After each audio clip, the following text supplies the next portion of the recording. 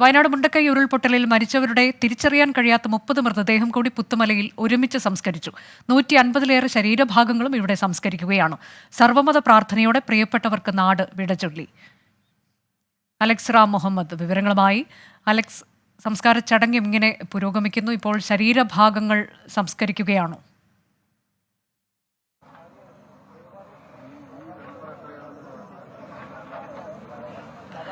അനുജ, തീർച്ചയായും ആ നോവിന്റെ ഭൂമിയാണിത്. ആ തീരാ ദുഃഖം പേറുന്ന ഭൂമിയാണിത്. മരവിപ്പ് മാത്രമാണ് അത്. നമുക്ക് മാത്രമല്ല, ഈ വന്നു നിൽക്കുന്ന മനുഷ്യർക്ക്, ഈ നാട്ടുകാർക്ക്, ഒപ്പം ഇതിന്റെ ഭാഗമാകുന്ന സന്നദ്ധ പ്രവർത്തകർക്ക്, ഉദ്യോഗസ്ഥർക്ക്, അവർക്ക് എല്ലാവർക്കും മരവിപ്പാണ്. നേരത്തെ സൂചിപ്പിച്ചു, നമ്മൾ 29 മൃതശരീരങ്ങളാണ് നേരത്തെ സംസ്കരിച്ചത്. 2 ഘട്ടങ്ങളിലായി സംസ്കരിച്ചത്. ആദ്യഘട്ടത്തിൽ 16 മൃതദേഹങ്ങളും രണ്ടാമത്തെ ഘട്ടത്തിൽ 13 മൃതശരീരങ്ങളും ഇവിടെ എത്തിച്ച് എല്ലാ നടപടികളും പൂർത്തിയാക്കി. സർക്കാരിന്റെ ഔദ്യോഗിക ബഹുമതി, പോലീസിന്റെ ഗാർഡ് ഓഫ് ഓണർ, സർവമത പ്രാർത്ഥന, അതിനുശേഷം സർക്കാരിന്റെ ആദരം, അതെല്ലാം നൽകിക്കൊണ്ടാണ് അവരെ സംസ്കരിച്ചത്. അതിനുശേഷമാണ് അതിനിടയ്ക്ക് തന്നെ ഏതാണ്ട് മിനിറ്റുകളുടെ വ്യത്യാസത്തിൽ ഒരു മൃതദേഹം ബന്ധുവെത്തി തിരിച്ചറിഞ്ഞതിനെ തുടർന്ന് ബന്ധുക്കൾക്ക് വിട്ടു നൽകുകയും ചെയ്തു. അതിനു പിന്നാലെ മൃതദേഹ ഭാഗങ്ങൾ ഇവിടേക്ക് എത്തിച്ചു. ആദ്യഘട്ടത്തിൽ 45 മൃതദേഹ ഭാഗങ്ങൾ പുത്തുമലയിലേക്ക് എത്തിച്ച് ആ നടപടികൾ പൂർത്തിയാക്കി. രണ്ടാമത്തെ ഘട്ടത്തിൽ 22 മൃതദേഹ ഭാഗങ്ങളാണ് ഇവിടേക്ക് എത്തിച്ച് സംസ്കാര നടപടികൾ പൂർത്തിയാക്കിയത്. ഇപ്പോൾ വീണ്ടും മൃതദേഹ ഭാഗങ്ങൾ ഇവിടേക്ക് എത്തിച്ചിട്ടുണ്ട്. നേരത്തെ ഞാൻ സൂചിപ്പിച്ചതുപോലെ തന്നെ ഓരോ പ്രാവശ്യവും പോലീസിന്റെ ഗാർഡ് ഓഫ് ഓണർ നൽകുന്നുണ്ട്. ഓരോ പ്രാവശ്യവും സർവമത പ്രാർത്ഥന നടക്കുന്നുണ്ട്.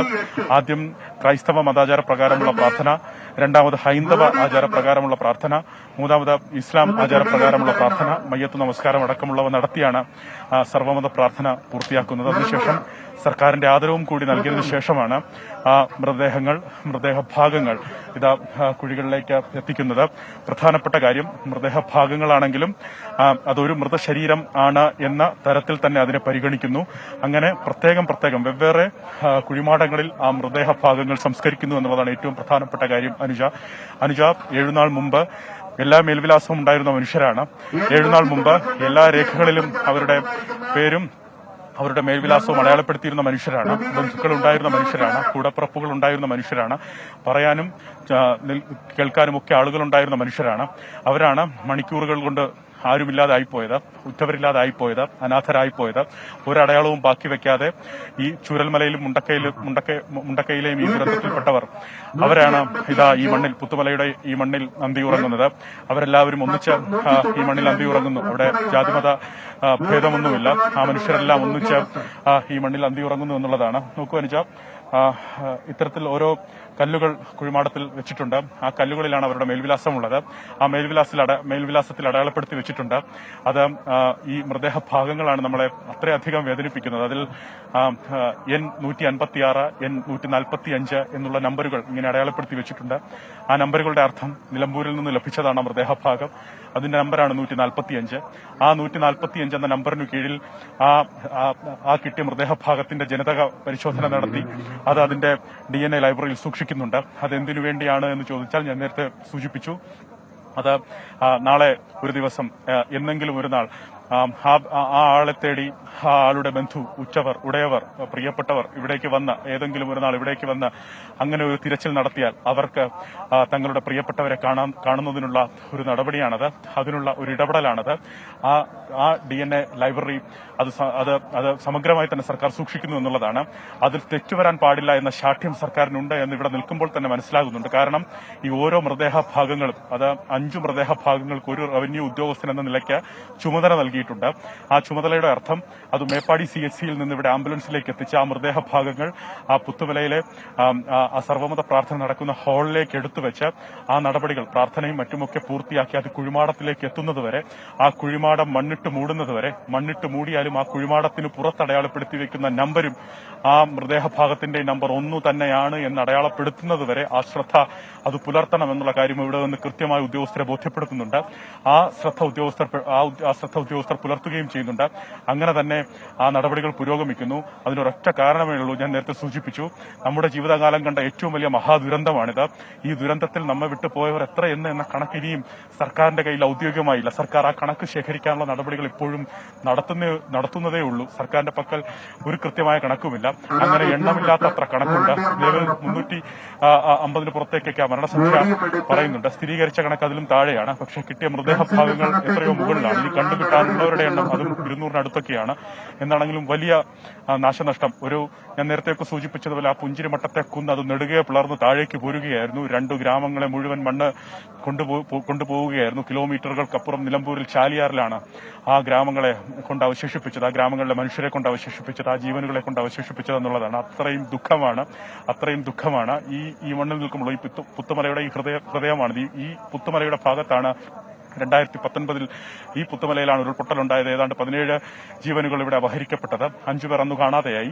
ആ പുത്തുമലയുടെ താഴ്വാരത്ത് ചൂരൽമലയിലെയും മുണ്ടക്കയിലെയും അടയാളമില്ലാതെ ജീവൻ നഷ്ടപ്പെട്ടവർ അവർ അന്തി ഉറങ്ങുന്നു, ഒന്നിച്ച് ഈ മണ്ണിൽ ഉറങ്ങുന്നു എന്നുള്ളതാണ്. ആ സംസ്കാര നടപടികൾ പുരോഗമിക്കുന്നു. ഒരുപക്ഷെ വീണ്ടും കുറച്ച് മണിക്കൂറുകൾ കൂടി അതിന് വേണ്ടി വന്നേക്കാം. 3:30 മണിക്ക് ആരംഭിച്ചതാണ് ഈ കൂട്ടസംസ്കാരം. ഇതിലൊരു പ്രധാനപ്പെട്ട കാര്യം ഞാൻ നേരത്തെ പറഞ്ഞു. ഒന്ന് വൈകുന്നതിന്റെ പ്രധാനപ്പെട്ട കാര്യം സർക്കാർ ഈ എടുക്കുന്ന നടപടി കൊണ്ടാണ്. അവരെ കൃത്യമായി അതിന്റെ ജനിതകം കൃത്യമായി പരിശോധിച്ച് അത് രേഖപ്പെടുത്തി അതിന് കൃത്യമായ ഉദ്യോഗസ്ഥർ ഓരോ കുഴിമാടത്തേക്കും ഉദ്യോഗസ്ഥർ ആ രേഖകളുമായി പോയി അവർ അത് ക്രോസ് ചെക്ക് ചെയ്യുന്നത് നമ്മൾ കാണുന്നുണ്ട്. പക്ഷേ നോക്കൂ, നമ്മുടെ ദൃശ്യങ്ങളിൽ കാണാം, ആ കാണുന്നത് ഒരു മൃതദേഹഭാഗം. അവിടെ നിന്ന് മറ്റു നടപടികളെല്ലാം പൂർത്തിയാക്കി ഒരു സന്നദ്ധ പ്രവർത്തകൻ ഒരു കുഞ്ഞിനെ കൊണ്ടുപോകുന്നത് പോലെ പോകുന്നതാണ് കാണുന്നത്. അത് ഹൃദയം നുറുങ്ങുന്ന വേദനയാണ്, വല്ലാത്ത നൊമ്പരപ്പെടുത്തുന്ന ഒരു വേദനയാണ്. ആ വേദന ഇവിടെ നിന്ന് ഇത് കാണുന്നവർ എല്ലാം അനുഭവിക്കുന്നുണ്ടെന്നുള്ളതാണ്. ശബ്ദം മുറിയുന്നുണ്ട്, വിറങ്ങലിക്കുന്നുണ്ട്, വിതുമ്പുന്നുണ്ട്, മരവിപ്പാണ് ആകെ. ഈ പുത്തുമലയുടെ ആ കുന്നിന്റെ മുകളിൽ നിന്ന് കോടമഞ്ഞ് ഇവിടെ താഴേക്ക് ഇറങ്ങിയിട്ടുണ്ട്. ആ തണുപ്പ് പക്ഷേ ശരീരത്തിലില്ല, മരവിപ്പ് മാത്രമേ ഉള്ളൂ. ഇവിടെ നിൽക്കുന്നവർക്കെല്ലാം അതുതന്നെയാണ്. ഈ വന്നു നിൽക്കുന്നതൊക്കെ ഈ പ്രദേശവാസികളുണ്ട്. അവർ ഈ മണിക്കൂറുകളായി ഇവിടെ തുടരുന്നുണ്ട്. അവർക്ക് ഈ മനുഷ്യരെ അറിയില്ല. ഇവർ ഒരടയാളവും ഇല്ലാതെ തിരിച്ചറിയപ്പെടാതെ മരിച്ചുപോയവരാണെന്ന് അവർക്ക് ബോധ്യമുണ്ട്. പക്ഷേ ഒരു കാര്യം, ഏതെങ്കിലും ഒരു ദിവസം തങ്ങളോട് സംസാരിച്ചവരായിരുന്നിരിക്കാം, തങ്ങൾക്കൊരു ചിരി സമ്മാനിച്ചവരായിരുന്നിരിക്കാം, തങ്ങൾക്കൊപ്പം ജോലി ചെയ്തിരുന്നവരായിരിക്കാം, തങ്ങളോടൊപ്പം ജീവിച്ചിരുന്നവരായിരിക്കാം, തങ്ങൾക്കൊപ്പം വളർന്നവരായിരിക്കാം എന്ന ബോധ്യം ആ നാട്ടുകാർക്കുണ്ട്, ആ മനുഷ്യർക്കുണ്ട്. പലരും ഇവിടെ നിന്ന് വിങ്ങുന്നത് കണ്ടു, പലരുടെയും കണ്ണ് നിറയുന്നത് കണ്ടു, പലരും അവർ നോക്കി നിന്ന് പ്രാർത്ഥിക്കുന്നത് പോലും കണ്ടു. അത്തരത്തിൽ അങ്ങേയറ്റം വൈകാരികമായ ഒരു അന്തരീക്ഷമാണ് ഇവിടെ എന്നുള്ള കാര്യത്തിൽ ഒരു തർക്കവുമില്ല. അനുജ, ഞാൻ നേരത്തെ സൂചിപ്പിച്ചതുപോലെ ഏതാണ്ട് 4 മണിക്കൂർ പിന്നിടുന്നു ഈ സംസ്കാര നടപടികൾ ആരംഭിച്ചിട്ട്. വീണ്ടും ഒരു 2-3 മണിക്കൂർ കൂടി ആ നടപടികൾ പൂർത്തിയാകാൻ വേണ്ടിവരും എന്നുള്ളതാണ് മനസ്സിലാക്കുന്നത്. നമ്മളുടെ ആദ്യം ഇതുമായി ബന്ധപ്പെട്ട കണക്ക് പറഞ്ഞത് 187, അത് ശരീരഭാഗങ്ങൾ ഉൾപ്പെടെ മൃതശരീരങ്ങൾ ഉൾപ്പെടെ 187 പേരുടെ സംസ്കാരമാണ് ഇന്ന് നടക്കുന്നതെന്നാണ്. അതിൽ 29 പേരുടെ മൃതശരീരങ്ങളായി തന്നെ ഇവിടെ എത്തിച്ച് സംസ്കാര നടപടികൾ പൂർത്തിയാക്കിയിട്ടുണ്ട്. മറ്റുള്ളവ മൃതദേഹഭാഗങ്ങളാണ്. ആ മൃതദേഹഭാഗങ്ങൾ സംസ്കരിക്കുന്നതിനുള്ള നടപടികളാണ് പുരോഗമിക്കുന്നത്. അത് മാത്രമല്ല, ഈ ഒരുക്കിയിരിക്കുന്ന കുഴിമാടം മാത്രം അതിന് തികയില്ല എന്ന് നേരത്തെ റവന്യൂ മന്ത്രി വ്യക്തമാക്കിയിരുന്നു. ഇതുകൂടാതെ ഇത് ഏതാണ്ട് 65 സെന്റ് സ്ഥലമുണ്ട്. ഇത് ഹാരിസൺ പ്ലാന്റേഷനിൽ നിന്ന് ജില്ലാ ഭരണകൂടം ഏറ്റെടുത്തതാണ് ഈ മണ്ണ്. ഇവർക്ക് അന്ത്യവിശ്രമം ഒരുക്കുന്ന ഈ മണ്ണ്, ഈ ഭൂമി, ഇത് തികയില്ല എന്ന് നേരത്തെ മന്ത്രി വ്യക്തമാക്കിയിരുന്നു. അതുകൊണ്ട് തന്നെ ഈ ഇരിക്കുന്ന പന്തലിന് തൊട്ടു പിന്നിൽ വീണ്ടും ആ കാട് വെട്ടിത്തെളിച്ച് അവിടെ അവർക്കുള്ള കുഴിമാടം ഒരുക്കിയിട്ടുണ്ട്. അത്തരത്തിൽ ഇതൊരു സ്മാരകമായി കൂടെ നിലനിൽക്കുമെന്നുള്ളതാണ്. ഇത് കുഴിമാടമായി മാത്രം ഇവിടെ നിലനിന്ന് പോകില്ല എന്നാണ് സർക്കാർ പറയുന്നത്. ആ സർവ്വമത പ്രാർത്ഥന നടന്ന ആ താൽക്കാലിക ഹാൾ, അത് ഈ ദുരന്തത്തിൽ ചൂരൽമലയിലെയും മുണ്ടക്കയിലെയും ഈ മഹാദുരന്തത്തിൽ ജീവൻ ഹോമിക്കപ്പെട്ട, അടയാളപ്പെടുത്താതെ സ്വയം തിരിച്ചറിയാൻ പറ്റാതെ പോയ, അല്ലെങ്കിൽ തിരിച്ചറിയാൻ ഒരു അടയാളം പോലും ബാക്കി വെക്കാതെ പോയ മനുഷ്യരുടെ സ്മാരകമായി ഇത് ഇവിടെ നിലനിൽക്കുമെന്നാണ് മന്ത്രി തന്നെ വ്യക്തമാക്കുന്നത്. അത് ആ അർത്ഥത്തിൽ തന്നെ അവരത് കാണുകയും ചെയ്യുന്നുണ്ട്. സൂചിപ്പിച്ചതുപോലെ അങ്ങേയറ്റം വേദനയാണ്, അങ്ങേയറ്റം നൊമ്പരമാണ്. ഓരോ മനുഷ്യരും ഈ വന്നു നിൽക്കുന്ന സന്നദ്ധ അവരുടെ സേവനം എടുത്തു പറയാതെ നിർവാഹമില്ല. അവർ ഈ മൃതശരീരങ്ങൾ, മൃതദേഹ ഭാഗങ്ങൾ അതെല്ലാം ഇവിടെ കൊണ്ടുവെക്കുന്നതും ഈ കുഴിമാടത്തേക്ക് എത്തിക്കുന്നതും, കുഴിമാടത്തിനുള്ളിൽ ഇറങ്ങി ആ മൃതശരീരം ഏറ്റുവാങ്ങി ആ കുഴിമാടത്തിനകത്തേക്ക് വെച്ച് ആ പോളിത്തീൻ ബാഗ് മാറ്റിയതിനു ശേഷം ആ മണ്ണ് മൂടി, ആ കുഴിമാടം മൂടി, അത് കഴിഞ്ഞ് അവർ ആ കുഴിമാടം മൂടിയതിനു ശേഷം അതിന്റെ കവർ പോലും അവർ കൈകൊണ്ടാണ് ഈ തരത്തിൽ, നമ്മൾ ഈ കാണുന്നത് പോലെ കൈകൊണ്ടാണ് അവർ ഈ തരത്തിൽ ആ കവർ, ആ കുഴിമാടം ഒരുക്കുന്നത് പോലും. ആ സന്നദ്ധ പ്രവർത്തകരുടെ സേവനം നമുക്ക് വിസ്മരിക്കാനാവില്ല. അലക്സ്, നമ്മൾ കണ്ടത് പുത്തുമലയിൽ കനത്ത മഴ പെയ്യുന്നതാണ് കുറച്ചു സമയം മുൻപ്. മഴ സംസ്കാര ചടങ്ങിനെ ബാധിക്കാത്ത തരത്തിൽ ടാർപോളിൻ ഉയർത്തിപ്പിടിച്ച് നിൽക്കുന്ന സന്നദ്ധ പ്രവർത്തകരെയും നമ്മൾ അവിടെ കണ്ടു. ഇപ്പോൾ മഴ തോർന്നിട്ടുണ്ടല്ലേ?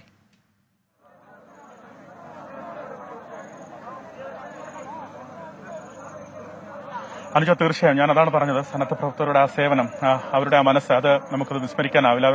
അവർ ഈ നാട്ടിൽ നിന്നുള്ളവർ മാത്രമല്ല, ഈ ദുരന്തമറിഞ്ഞ് കേരളത്തിന്റെ വിവിധ ഇടങ്ങളിൽ നിന്ന് ഓടിയെത്തിയവരാണ്. ആ മനസ്സുള്ളവരാണ്, ആ സ്നേഹമുള്ളവരാണ്. അവർ മറ്റൊരു രാഷ്ട്രീയ വ്യത്യാസമൊന്നും ഈ മണ്ണിൽ കാണിക്കുന്നില്ല. അവർ ഒന്നിച്ചു നിൽക്കുകയാണ്. നേരത്തെ കനത്ത മഴ പുത്തുമലയിൽ പെയ്തിരുന്നു. അല്പം മുമ്പ്, ഏതാണ്ട് അരമണിക്കൂർ മുമ്പ് കനത്ത മഴ പെയ്തിരുന്നു. ആ മഴയിൽ പോലും ആ നടപടികൾ നിർത്തിവെക്കാൻ അവർ അനുവദിച്ചിരുന്നില്ല എന്നുള്ളതാണ് നമ്മൾ കണ്ടു.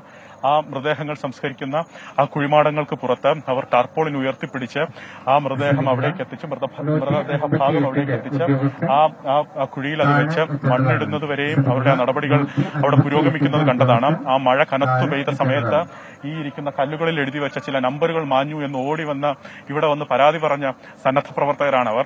ആ പരാതി പറഞ്ഞതുകൊണ്ട് തന്നെ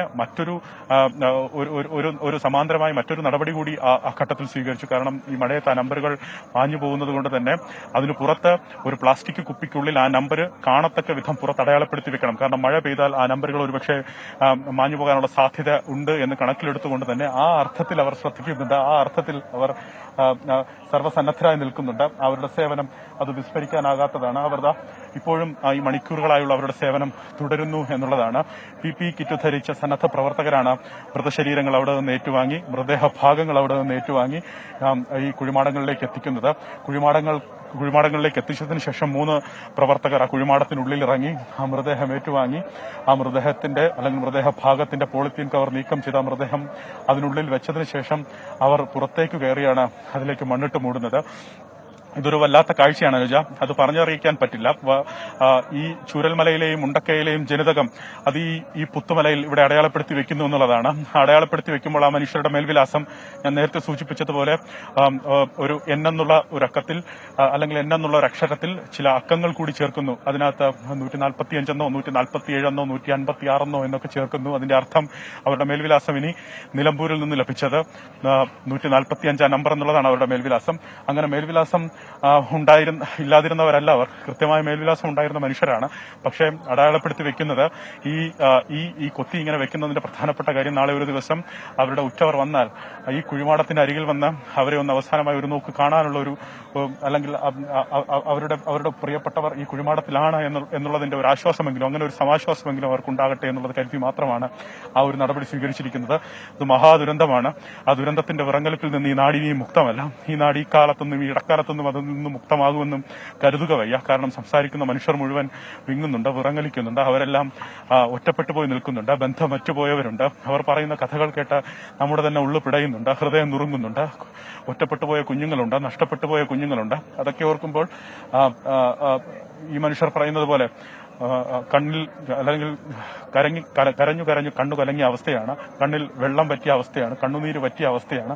അത്തരത്തിൽ തീർത്തും ദുഃഖം തളം കെട്ടി നിൽക്കുന്നു. ഈ മണ്ണ് നോവിന്റെ മണ്ണായി മാറുന്നു, നോവിന്റെ ഭൂമിയായി ഇത് അവശേഷിക്കുന്നു. അത് കാലങ്ങളോളം 158 ശരീരഭാഗങ്ങളാണ് ഇന്ന് സംസ്കരിക്കുമെന്ന് അറിയിച്ചിട്ടുണ്ടായിരുന്നത്. ഇപ്പോൾ 67 ശരീരഭാഗങ്ങൾ സംസ്കരിച്ചു കഴിഞ്ഞു.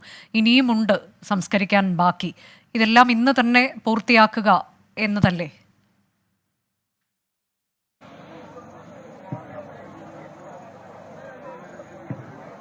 അനുജ, തീർച്ചയായും ഇന്ന് തന്നെ ആ നടപടികളെല്ലാം പൂർത്തിയാക്കും എന്നുള്ളതാണ്. ആവർത്തിച്ച് സന്നദ്ധ പ്രവർത്തകരോടും ഉദ്യോഗസ്ഥരോടും എല്ലാം ഇവിടെ നിന്ന് പറയുന്നുണ്ട്. ആ നടപടികൾ പൂർത്തിയാക്കിയതിനു ശേഷം മാത്രമേ ഇവിടെ നിന്ന് ആരെങ്കിലും വിട്ടുപോകാനുള്ള മനസ്സുണ്ടെങ്കിൽ വിട്ടുപോകാവൂ എന്നവർ പറയുന്നുണ്ട്. പക്ഷെ അങ്ങനെ ഒരു മാനസികാവസ്ഥയിലല്ല അവർ പൂർണ്ണാർത്ഥത്തിൽ പൂർണ്ണ മനസ്സോടുകൂടെ സേവന സന്നദ്ധരായി ഇവിടെ നിൽക്കുന്നവരാണ് ഈ കാണുന്നത്. അവർ അത് പൂർത്തിയാക്കിയിട്ടേ പോകൂ എന്ന ദൃഢനിശ്ചയം അവർക്കുണ്ട്. ആ തരത്തിലാണ് പുരോഗമിക്കുന്നത്. ആ മഴ പെയ്തതിനു ശേഷം അനുജ നോക്കൂ, ഈ കുഴിമാടങ്ങളുള്ള ഭൂമി അത് മുഴുവൻ അത്യാവശ്യം ചെളി നിറഞ്ഞിട്ടുണ്ട്. എന്നിട്ട് പോലും അതിനിടയിലാണ് അവർ അവരുടെ നടപടി പൂർത്തീകരിക്കുന്നത്. ആ കുഴിമാടത്തിലേക്ക് ഇറങ്ങി മണ്ണ് വെട്ടിമാറ്റുന്ന സന്നദ്ധ പ്രവർത്തകരെ കാണാം. അവരുടെ ശരീരം മുഴുവൻ ചെളിയാണ്, അവരുടെ ശരീരം മുഴുവൻ അത്തരത്തിൽ ചേറുകൊണ്ട് നിറഞ്ഞിരിക്കുന്നത് നമ്മൾ കാണുന്നുണ്ട്. ആ സന്നദ്ധ പ്രവർത്തകരാണ് അവിടെ ഈ നടപടികൾ, ഈ സേവനം നടത്തുന്നത്. അവർ അത് പൂർത്തിയാക്കിയതിനു ശേഷം മാത്രമേ ഇവിടെ നിന്ന് മടങ്ങൂ എന്നുള്ള കാര്യത്തിൽ തർക്കമില്ല. അതുമാത്രമല്ല, ഈ നമ്പറിൽ ഒരുപക്ഷെ ഒരു ചെറിയ മാറ്റം വരാനുള്ള സാധ്യത കാണുന്നുണ്ട്. അതായത് മൃതദേഹ ഭാഗങ്ങളിൽ ചിലപ്പോൾ 158 എന്നുള്ളത് നമ്മളോട് പറഞ്ഞത്, അത് ചില ഏറ്റക്കുറച്ചിലുകൾ ഉണ്ടാകാനുള്ള സാധ്യതയുണ്ട്. അത് റവന്യൂ ഉദ്യോഗസ്ഥർ പറഞ്ഞത്, അത് പൂർണ്ണമായ മൃതദേഹം സംസ്കരിച്ചതിന് ശേഷം ആ കൃത്യമായ കണക്ക് നിങ്ങൾക്ക് തരാമെന്നാണ്. കൃത്യമായി ഇപ്പോൾ അവർ പറയുന്നത് 158 മൃതദേഹഭാഗങ്ങൾ എന്നുള്ളതാണ്. 45 മൃതദേഹഭാഗങ്ങൾ ആദ്യഘട്ടത്തിൽ ഇവിടെ എത്തിച്ചു, 22 മൃതദേഹഭാഗങ്ങൾ രണ്ടാമത്തെ ഘട്ടത്തിൽ എത്തിച്ചു. അങ്ങനെ 67 മൃതദേഹഭാഗങ്ങൾ സംസ്കരിച്ചു കഴിഞ്ഞു. മറ്റുള്ളവ എത്തിച്ചിട്ടുണ്ട്. ഇപ്പോൾ ഈ മൂന്നാം ഘട്ടമായി ഇവിടെ എത്തിച്ചതിൽ അത് ആ നമ്പർ അല്പം കൂടുതലാണ്. കൂടുതൽ മൃതദേഹഭാഗങ്ങൾ എത്തിച്ചിട്ടുണ്ട്. ഇനിയും അവശേഷിക്കുന്നുണ്ട് എന്നുള്ളതാണ് മനസ്സിലാക്കുന്നത്. ആംബുലൻസുകൾ വന്ന് കാത്തു നിൽക്കുന്നുണ്ട്. ഈ നടപടി പൂർത്തിയാക്കി കഴിഞ്ഞാൽ അടുത്ത ഘട്ടം വീണ്ടും മൃതദേഹഭാഗങ്ങൾ ഇവിടേക്ക് എത്തിക്കുകയും ആ സംസ്കാര നടപടികൾ നടക്കുകയും ചെയ്യും. എന്താണെങ്കിലും അതിന് സമയമെടുക്കും അനുജ. ഇനിയിപ്പോൾ ഈ ഇത്തരത്തിലേക്ക് കൂട്ട സംസ്കാരം എന്നുള്ളത് അത് അടുത്ത ദിവസം ഉണ്ടാകുമോ? എന്താണ് നമുക്ക് അതേക്കുറിച്ച് ലഭിച്ചിട്ടുള്ള വിവരം? കഴിഞ്ഞ ദിവസങ്ങളിൽ നമ്മൾ കണ്ടത് ഇത്രയധികം ശരീരങ്ങൾ ഉണ്ടായിരുന്നില്ല. പക്ഷെ ഇന്നാണ് ഏറ്റവും കൂടുതൽ തിരിച്ചറിയപ്പെടാതെ പോയ മൃതദേഹം സംസ്കരിക്കുന്നത്. ഇനി വരും ദിവസങ്ങളിലൊക്കെ എങ്ങനെയാണ്? മുഴുവൻ മൃതദേഹവും ഇന്ന് തന്നെ സംസ്കരിക്കും എന്ന് പറഞ്ഞിരുന്നു. പക്ഷേ അടുത്ത ദിവസവും ഒക്കെ തിരിച്ചറിയപ്പെടാതെ പോകുന്നത്, അങ്ങനെയൊക്കെ വരുമ്പോൾ അതും ഇങ്ങോട്ടേക്ക് തന്നെ കൊണ്ടുവരിക എന്നതാണോ അലക്സ്?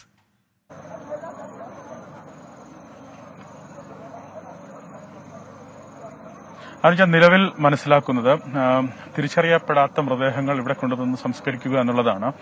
ഇന്നുകൊണ്ട് സംസ്കരിക്കാൻ അവർ ഉദ്ദേശിച്ച എണ്ണം അത് 187 മനസ്സിലാക്കുന്നത്.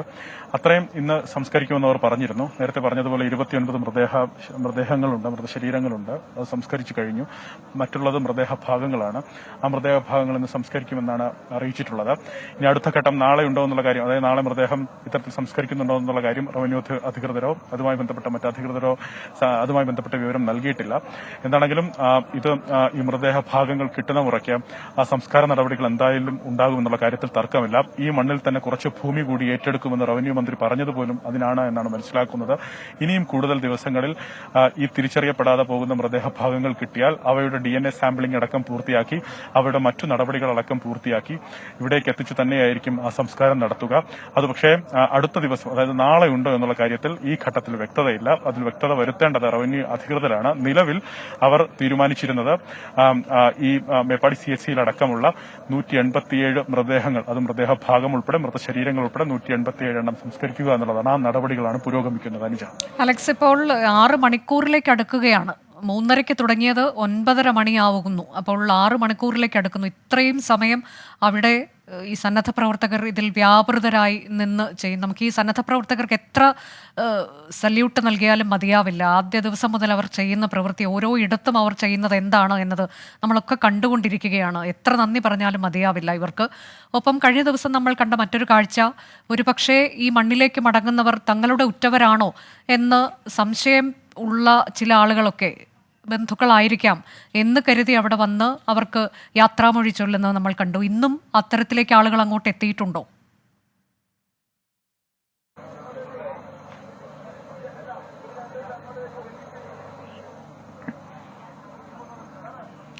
അനുജ, ബന്ധുക്കൾ എന്ന് തിരിച്ചറിഞ്ഞിട്ടില്ല, അതായത് തിരിച്ചറിയാൻ സാധിക്കുന്നില്ല എന്നുള്ളതാണ്. അതായത് അവരുടെ ബന്ധുക്കളാണോ എന്ന് അവർക്ക് അറിയില്ല, അത് നാട്ടുകാർക്ക് അറിയില്ല. പക്ഷേ നാട്ടുകാർ ഇവിടെയുണ്ട്. ഈ ക്യാമ്പുകളിലടക്കമുള്ളവർ ഇവിടേക്ക് എത്തിയിട്ടുണ്ട്. അവർക്കൊപ്പം ഉണ്ടായിരുന്നവർ എന്നുള്ള ബോധ്യം അവർക്കുണ്ട്.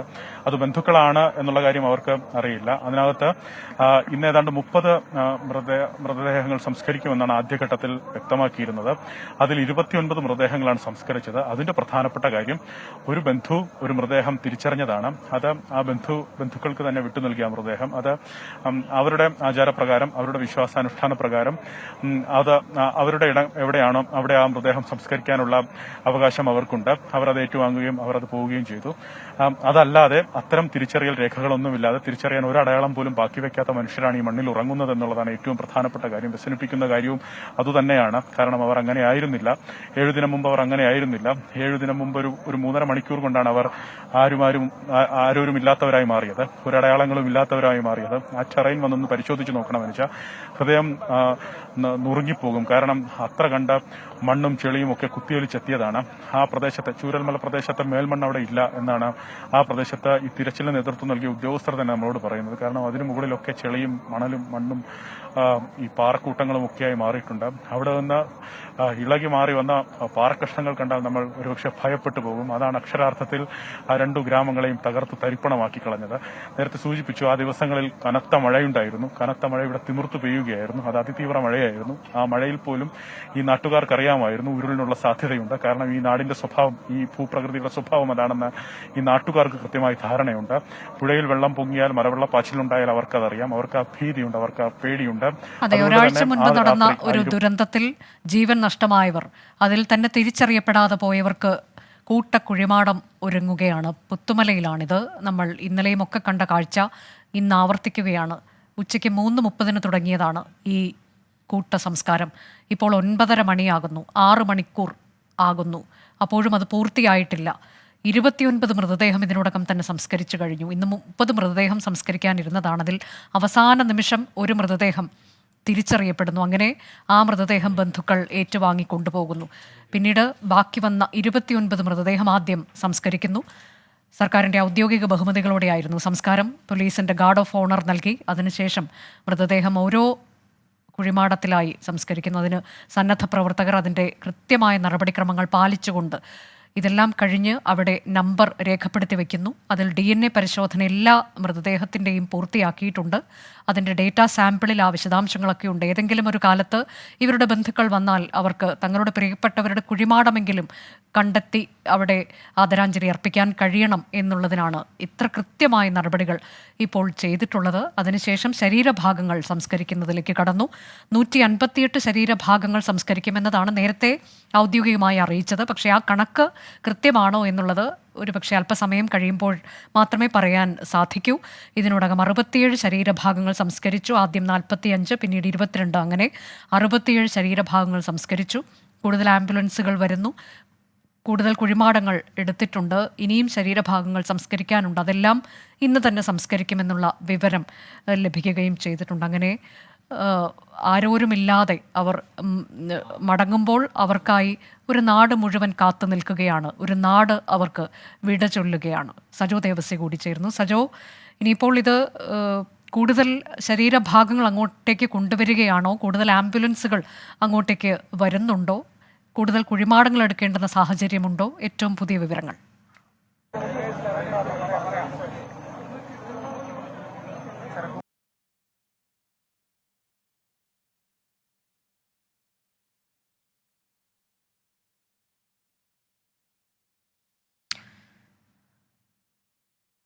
ഏഴ് ദിവസം മുൻപുണ്ടായ ഒരു മഴ, തുടർന്നുണ്ടായ ഉരുൾപൊട്ടലിൽ ജീവൻ നഷ്ടമായ ആളുകൾ, അതിലൊട്ടേറെ പേർ തിരിച്ചറിയപ്പെടാതെ നമ്മളോട് വിട ചൊല്ലി പോവുകയാണ്. അവർക്ക് വിട ചൊല്ലാൻ ഒരു നാട് മുഴുവൻ ഒന്നാകെ കാത്തു നിൽക്കുന്നു. പുത്തുമലയിൽ കൂട്ടക്കുഴിമാടം ഒരുക്കി. ഇന്നിപ്പോൾ 29 പേരുടെ മൃതദേഹം അവിടെ സംസ്കരിച്ചു കഴിഞ്ഞു. ശരീരഭാഗങ്ങൾ ധാരാളമായി കിട്ടുന്നുണ്ട് എന്നുള്ളതും ഏറ്റവും വേദനിപ്പിക്കുന്ന മറ്റൊരു യാഥാർത്ഥ്യമാണ്. ഈ ദുരന്തത്തിൻ്റെ ബാക്കി പത്രമാണത്. അവിടെ ഇപ്പോൾ ഇന്ന് 67 ശരീരഭാഗങ്ങൾ സംസ്കരിച്ചു കഴിഞ്ഞു. ഇതിനോടകം എല്ലാം ആംബുലൻസുകളിൽ കൊണ്ടുവരിക